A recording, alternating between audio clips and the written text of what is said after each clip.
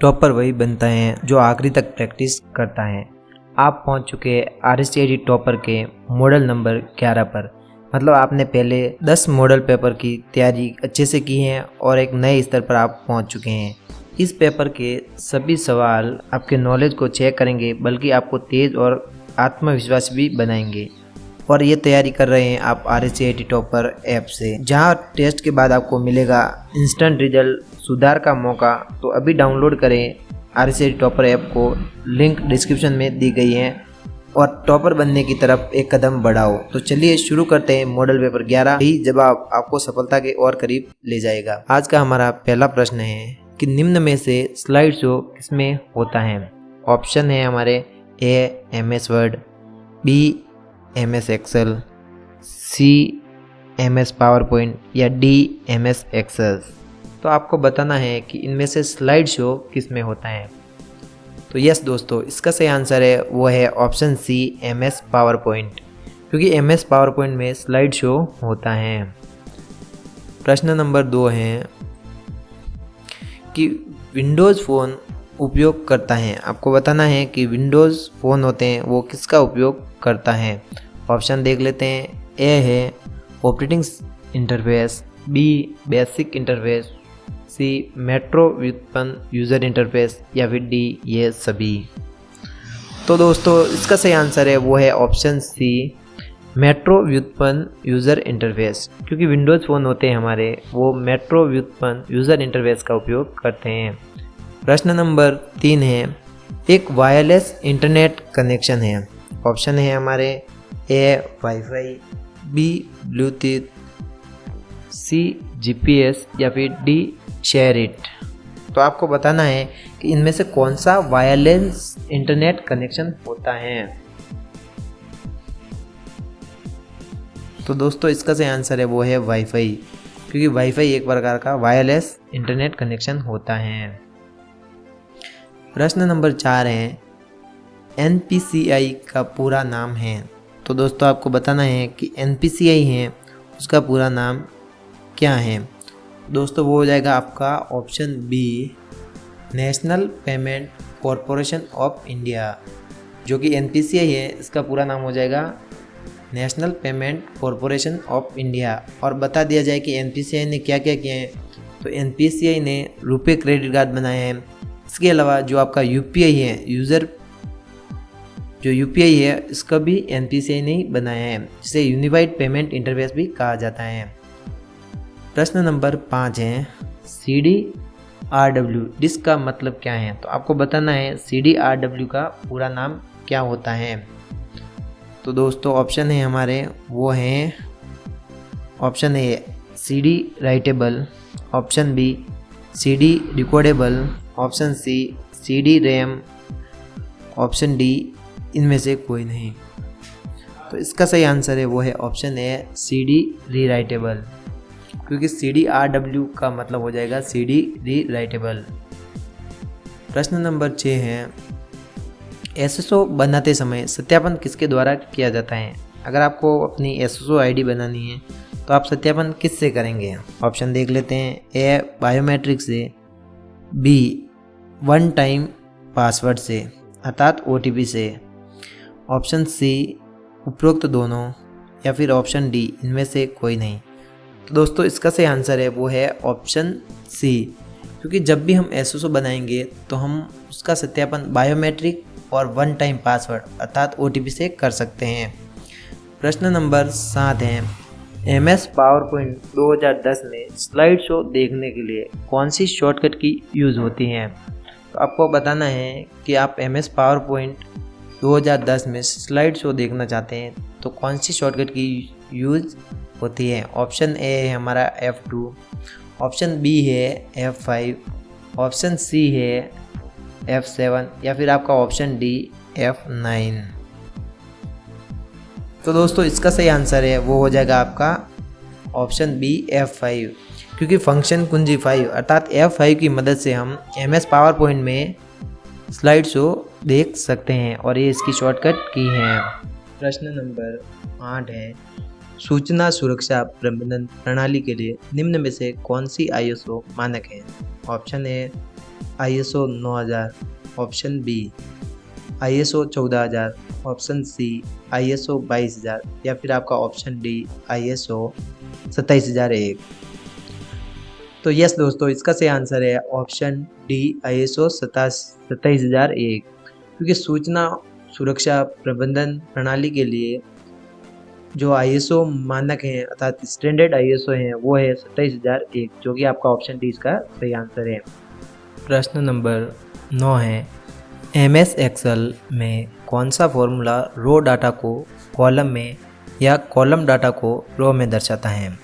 Option A inverted, option B reciprocal, option C index, option D transpose. तो दोस्तों इसका सही आंसर है वो है ऑप्शन डी ट्रांसपोज, क्योंकि अगर हम MS एक्सेल में रो डाटा को कॉलम में और कॉलम डाटा को रो में दर्शाना चाहते हैं तो इसके लिए हम ट्रांसपोज का उपयोग करते हैं। प्रश्न नंबर 10 है, एक्सेल वर्कबुक निम्न में से किन के संयोजन से बनती है? Option A workbook, option B worksheet, option C chart या फिर आपका ऑप्शन डी वर्कशीट और चार्ट।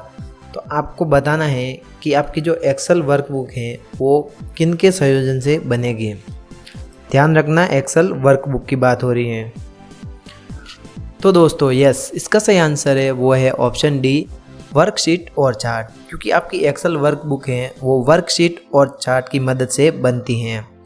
प्रश्न नंबर 11, आधार में लॉगिन करते समय किसकी ज़रूरत होती है? तो आपको बताना है, अगर आप आधार में लॉगिन करना चाहते हैं तो आपके पास क्या होना चाहिए। ऑप्शन ए है हमारा OTP, ऑप्शन बी बैंक खाता, ऑप्शन सी वोटर ID और दोस्तों ऑप्शन डी है इनमें से कोई नहीं। तो आपको बताना है कि आधार में आप लॉगिन करना चाहते हैं कुछ काम करने के लिए, तो आप इनमें से किस चीज़ का उपयोग करके लॉगिन कर सकते हैं। तो यस दोस्तों, आपने सही सोचा, इसका सही आंसर है ऑप्शन है OTP, क्योंकि अगर हम आधार में लॉगिन करना चाहते हैं तो हम OTP का उपयोग करते हैं और OTP का मतलब होता है वन टाइम पासवर्ड। अगर एग्ज़ाम में पूछ लिया जाए कि OTP का फुल फॉर्म क्या होता है, आपको बता देना है वन टाइम पासवर्ड। प्रश्न नंबर 12 है, भारतीय IT अधिनियम 2000 किस क्षेत्र को नियंत्रित करने के लिए तैयार किया गया है? आपको बताना है कि भारतीय IT एक्ट होते हैं जिसमें IT एक्ट 2000 है, ये किसको नियंत्रित करने के लिए उपयोग किया जाता है? दोस्तों हमारे ऑप्शन है ए आयकर, ऑप्शन बी औद्योगिक प्रौद्योगिकी, ऑप्शन सी सूचना प्रौद्योगिकी और ऑप्शन डी इनसाइडर ट्रेडिंग। तो यस दोस्तों, इसका सही आंसर है ऑप्शन सी सूचना प्रौद्योगिकी, क्योंकि हमारा जो IT एक्ट है अर्थात इंफॉर्मेशन टेक्नोलॉजी, IT का मतलब IT एक्ट 2000 है, ये सूचना प्रौद्योगिकी को नियंत्रित करने के लिए तैयार किया गया था। प्रश्न नंबर 13 है दोस्तों, पेज ओरिएंटेशन ऑप्शन किस टैब में उपलब्ध है? आपको बताना है कि पेज ओरिएंटेशन ऑप्शन है वो किस टैब में आता है। ऑप्शन ए है हमारा page layout, option B reference, option C view या फिर डी आपका है मेलिंग। तो यस दोस्तों, इसका सही आंसर है वो है ऑप्शन ए पेज लेआउट, क्योंकि पेज ओरिएंटेशन या पेज से जुड़े हुए जो भी ऑप्शन होते हैं वो पेज लेआउट में होते हैं। तो दोस्तों इसका सही आंसर है पेज लेआउट। प्रश्न नंबर 14, निम्न में से कौन सा उपकरण तेजी से कंप्यूटर में गेम खेलने के लिए उपयोग किया जाता है? दोस्तों आपको बताना है, अगर आप कंप्यूटर में गेम खेलना चाहते हैं तो इनमें से किसका उपयोग करेंगे? ऑप्शन ए है दोस्तों हमारा joystick, option B touch screen, option C trackball और ऑप्शन डी ऊपर के सभी। दोस्तों इसका सही आंसर है वो है ऑप्शन ए जॉयस्टिक, क्योंकि प्रश्न में पूछा गया है कि कंप्यूटर में तेज़ी से गेम खेलने के लिए किसका उपयोग किया जाता है, तो इनमें हम सबसे तेज़ी से गेम खेल सकते हैं वो है जॉयस्टिक से। बाकी हम टच स्क्रीन ट्रैक बॉल से भी गेम खेल सकते हैं, लेकिन अगर सबसे तेज़ बात की जाए तो वो जॉयस्टिक होगा आपका। प्रश्न नंबर 15, हमलावर संक्रमित विज्ञापनों को अपलोड कर किस प्रकार का हमला करता है? Option A denial of service, option B web हमले, ऑप्शन सी मेल एडवर्टाइजिंग और ऑप्शन डी इनमें से कोई नहीं। तो दोस्तों इस प्रकार का हमला होता है मेल एडवर्टाइजिंग, क्योंकि हमलावर क्लाइंट होता है वो संक्रमित विज्ञापन अपलोड करता है, तो इस प्रकार के हमलों को मेल एडवर्टाइजिंग बोला जाता है। प्रश्न नंबर 16 है, राज ई ज्ञान पोर्टल किन 2 भाषाओं में विकसित किया गया है? ऑप्शन ए है हमारा बंगाली, ऑप्शन बी है हिंदी, ऑप्शन सी है अंग्रेजी और ऑप्शन डी बी और सी दोनों। तो दोस्तों इसका सही एंड सटीक आंसर है वो है ऑप्शन डी बी और सी दोनों, क्योंकि जो राज ई ज्ञान पोर्टल है जो राजस्थान सरकार ने बनाया है ये आपका हिंदी और अंग्रेजी दोनों भाषाओं में, इसलिए इसका सही आंसर है ऑप्शन डी बी और सी दोनों। प्रश्न नंबर 17 है, MS पावर पॉइंट में अधिकतम जूम कितने प्रतिशत हो सकता है? तो आपको बताना है कि MS पावर पॉइंट में मैक्सिमम जूम कितने % होता है। ऑप्शन ए है हमारा 100%, ऑप्शन बी 200%, ऑप्शन सी 400% या फिर ऑप्शन डी 500%। तो दोस्तों इसका सही आंसर है वो है ऑप्शन सी 400%, क्योंकि इस क्वेश्चन में पूछा गया है कि MS पावर पॉइंट में अधिकतम जूम कितना होता है, तो वो है 400%। लेकिन अगर पूछ लिया जाए कि MS ऑफिस जिसमें पावर पॉइंट, एक्सेल सभी आते हैं MS ऑफिस में, उसमें मैक्सिमम जूम 500% है, लेकिन आपके MS पावर पॉइंट में कितना है मैक्सिमम? 400%। प्रश्न नंबर 18, एक सफलतापूर्वक शिकायत दर्ज करने के लिए ऑप्शन देख लेते हैं। अगर आप एक सफलतापूर्वक शिकायत दर्ज करना चाहते हैं तो इसके लिए आपके पास क्या क्या होना चाहिए? ऑप्शन ए है हमारे ए है शिकायतकर्ता विवरण, ऑप्शन बी शिकायत विवरण, ऑप्शन सी शिकायत विवरण, ऑप्शन बी है शिकायत क्षेत्र विवरण, ऑप्शन सी शिकायत विवरण या फिर ऑप्शन डी उपरोक्त सभी। तो अगर आप एक सफलतापूर्वक शिकायत दर्ज करना चाहते हैं तो शिकायत कहाँ पे दर्ज होगी? राजस्थान संपर्क में। ये क्वेश्चन RSCIT से जुड़े हैं तो ये राजस्थान संपर्क का क्वेश्चन है। तो इसमें अगर हम शिकायत दर्ज करना चाहते हैं उसके लिए हम किसका प्रयोग करेंगे? तो ऑप्शन के अनुसार इसका सही आंसर है ऑप्शन डी उपरोक्त सभी, क्योंकि एक सफलतापूर्वक शिकायत दर्ज करने के लिए हमारे पास शिकायतकर्ता विवरण, शिकायत क्षेत्र का विवरण और शिकायत निवारण सभी होंगे तो हम एक सफलतापूर्वक शिकायत दर्ज कर सकते हैं, इसलिए इसका सही आंसर ऑप्शन डी उपरोक्त सभी है। प्रश्न नंबर 19 है, एक रेफरेंस है जो डॉक्यूमेंट के एक भाग की सूचना को दूसरे में दिखाता है। Option A hyperlink, option B cross reference, option C document और ऑप्शन डी लिंकेज। तो दोस्तों इसका सही आंसर है वो है ऑप्शन बी क्रॉस रेफरेंस, क्योंकि क्रॉस रेफरेंस की मदद से हम डॉक्यूमेंट की जो सूचना होती है वो एक भाग से दूसरे भाग में दिखाने के लिए हम क्रॉस रेफरेंस का उपयोग करते हैं। प्रश्न नंबर 20 है, M कॉमर्स के लाभ हैं, तो आपको बताना है कि M कॉमर्स के क्या लाभ हैं। ऑप्शन ए है हमारा सुविधा उत्पादों की श्रृंखला, ऑप्शन बी पैसों की बचत सामान लौटाना, ऑप्शन सी भुगतान के विकल्प और ऑप्शन डी उपरोक्त सभी। तो यस दोस्तों इसका सही आंसर है ऑप्शन डी उपरोक्त सभी, क्योंकि M कॉमर्स अर्थात मोबाइल कॉमर्स, मोबाइल से हम जो खरीदारी करते हैं उसके क्या क्या फ़ायदे हो सकते हैं? तो हमें सुविधा होती है, उत्पादों की श्रृंखला अर्थात अलग अलग तरह के उत्पाद मिलते हैं और हमें अलग अलग वेराइटी और क्वालिटी भी मिलती हैं। दूसरा है कि पैसों की बचत होती हैं, अर्थात हम अलग अलग जगह से सामान देख सकते हैं, एक ही सामान को अलग अलग सेलर से खरीद सकते हैं, इसलिए प्राइस भी ऊपर नीचे होती है और हम पैसों की बचत कर सकते हैं और सामान को रिटर्न भी कर सकते हैं, ये भी इसका एक फ़ायदा है। और ऑप्शन सी भुगतान के विकल्प, तो भुगतान के भी अलग अलग विकल्प होते हैं, credit card, debit card, cash on delivery जैसे, इसलिए इसका सही आंसर है ऑप्शन डी उपरोक्त सभी।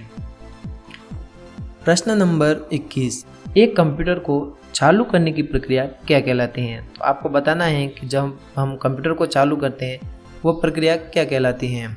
Option A starting, option B turn on, option C booting या फिर ऑप्शन डी उपरोक्त सभी। तो दोस्तों इसका सही आंसर है वो है ऑप्शन सी बूटिंग, क्योंकि कंप्यूटर को स्टार्ट करने की प्रक्रिया को हम बूटिंग कहते हैं। प्रश्न नंबर 22 है, PSK का पूरा नाम है, तो वो हो जाएगा आपका दोस्तों पासपोर्ट सेवा केंद्र। देखते हैं कौन सा ऑप्शन इसका सही होगा। PSK का पूरा नाम है पासपोर्ट सेवा केंद्र, इसमें से कौन सा ऑप्शन है आपका?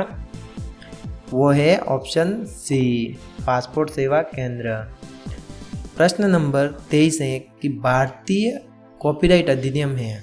Option A act 1954, option B act 1955, option C act 1956 और ऑप्शन डी एक्ट 1957। तो यस दोस्तों इसका सही आंसर है ऑप्शन डी एक्ट 1957, क्योंकि कॉपीराइट अधिनियम है वो 1957 है, एक्ट 1957। प्रश्न नंबर 24 है, समाचार पढ़ने, मनोरंजन, अनुसंधान, छुट्टी बुक करने, खरीदने, बेचने, सीखने, बैंक और अन्य कार्य के लिए सक्षम बनाता है। ये सब कार्य करने के लिए हमें कौन सक्षम बनाता है? Option A internet, option B PowerPoint, option C Word और ऑप्शन डी इनमें से कोई नहीं। तो यस दोस्तों इसका सही आंसर है वो है ऑप्शन डी ए इंटरनेट, क्योंकि इंटरनेट की मदद से ये सभी कार्य हम आसानी से कर सकते हैं। प्रश्न नंबर 25, माइक्रो कंप्यूटर के प्रकार हैं। आपको बताना है कि माइक्रो कंप्यूटर के प्रकार कौन कौन से हैं। Option A desktop, option B laptop tablets, option C smartphone या फिर ऑप्शन डी ये सभी। तो दोस्तों इसका सही आंसर है वो है ऑप्शन डी ये सभी, क्योंकि माइक्रो कंप्यूटर में डेस्कटॉप आते हैं, लैपटॉप टैबलेट्स आते हैं और स्मार्टफोन आते हैं। ये सभी क्या हैं? माइक्रो कंप्यूटर के प्रकार हैं। प्रश्न नंबर 26, ये इंपॉर्टेंट क्वेश्चन है क्योंकि ऐसे क्वेश्चन अक्सर एग्जाम में पूछे गए हैं।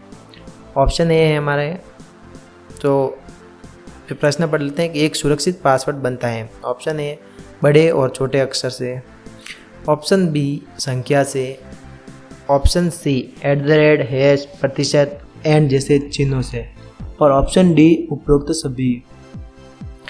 तो दोस्तों इसका सही आंसर है वो है ऑप्शन डी उपरोक्त सभी। अगर हम एक सबसे सुरक्षित पासवर्ड बनाएंगे तो उसमें बड़े और छोटे अक्षर होने चाहिए अल्फ़ाबेट वाले, बी उसमें कोई भी संख्या होनी चाहिए, ये भी सही है, सी उसमें @ प्रतिशत एंड जैसे चिन्ह होने चाहिए ताकि वो एक और सुरक्षित पासवर्ड हो और सबसे मजबूत पासवर्ड बने। इसलिए इसका सही आंसर है ऑप्शन डी उपरोक्त सभी, क्योंकि इन सभी से मिलकर एक सुरक्षित पासवर्ड बनता है। प्रश्न नंबर 27, सुपर कंप्यूटर का इस्तेमाल किया जाता है। तो आपको बताना है कि जो सुपर कंप्यूटर हैं ये सबसे महंगे कंप्यूटर भी होते हैं, तो इनका इस्तेमाल किसके लिए किया जाता है? ऑप्शन ए भूकंप की जानकारी, ऑप्शन बी मौसम की भविष्यवाणी, ऑप्शन सी संचार या फिर ऑप्शन डी ऊपर के सभी।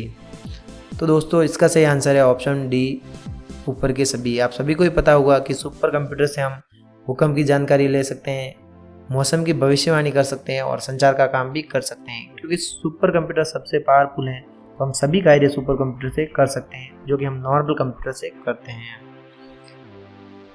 प्रश्न नंबर 28 है, एक कंटेनर जैसा होता है जिसमें फाइलों को स्टोर किया जाता है। आपको बताना है कि इनमें से कंटेनर जैसा कौन है और उसमें हम फाइल को स्टोर कर सकते हैं। Option A folder, option B file, option C icon और ऑप्शन डी डेस्कटॉप।